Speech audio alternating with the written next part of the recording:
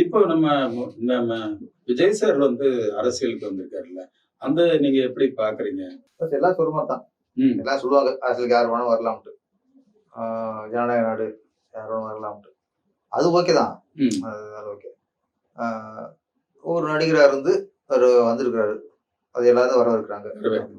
அது பிரச்சனை இல்ல. மக்கள நிறைய சிந்திக்கணும். ம். மக்கள் பிரச்சனைகளை அவங்க சிந்திக்கணும். நம்ம வந்து ஒரு கட்சியை எதிர்க்கிறது தான் கொள்கை இல்லை. ம்.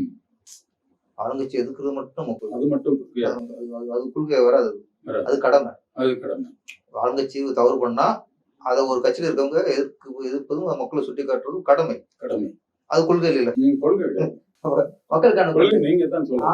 அதான் கொள்கை நான் புதுசா சிந்திக்கிறேன். அப்ப ஏற்கனவே பல கட்சியில உள்ள விஷயத்த நான் சொல்லும் போது அவனுக்கு புதுசா தெரியாது. புதுசா கட்சி ஆரம்பிச்சிருக்காரு, பெரிய நடிகர், நடிகர்.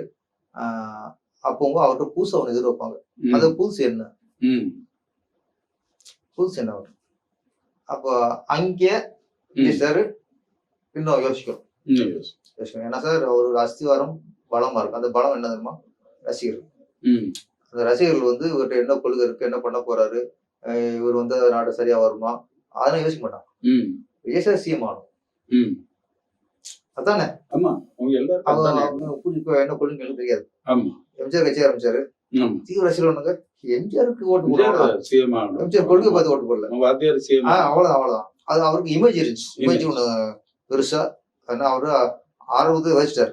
நான் ஏழைக்கானவன், நான் ரிச்சாக்காரனுக்கானவன், நான் படுகோட்டிக்காரனுக்கானவன், நான் விவசாயிக்கானவன், இப்படி மாட்டுக்கார வேலன், ஏழை பங்காளரோட நான் தோழன் அப்படிங்கறது அவரு தொடர்ந்து படங்களை நிரூபிச்சிட்டாரு. அதனால ஜெயிக்கிறது ஈஸியா ஆயிடுச்சு. எந்த ஆட்டோக்காரன் மாதிரி போட மாட்டான், எந்த ரிச்சாக்காரன் மாதிரி போடுவானா, படம் போட்டு எல்லாம் அவன் அடிக்குறவங்க வந்து எம்ஜிஆர் அங்க புதுசா கட்டிக்கிட்ட ஜோடி தானே. அது பாட்டு இன்னைக்கு அவங்கள நேசிக்கிறாங்க. அது ஒரு ஸ்கெட்ச். விஜய் சார் அப்படி இல்ல. விஜய் சார் வந்து அதை நோக்கி ஒரு படங்கள் பண்ணல. படங்கள் ரெஃபரன்ஸ் எதுவும் எடுக்கல. லாஸ்ட் படங்கள் மாஸ்டர் படத்துல ஃபுல்லா குடிச்சிட்டே இருப்பாரு. அப்புறம் லியோ படத்தை சுட்டு கொண்டுகிட்டே இருப்பாரு. ஒரு வன்முறைகள் ஜாஸ்தியா இருக்கும். அப்ப படம் அடிப்பாரு, தண்ணி அடிப்பாரு.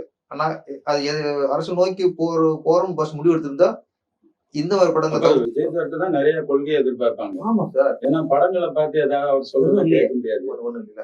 ஆமா. அவரு எம்ஜிஆர் படம், ஒரு எம்ஜிஆர் படம் மாதிரி ஒரு படம் என்ன இருக்கு இல்ல.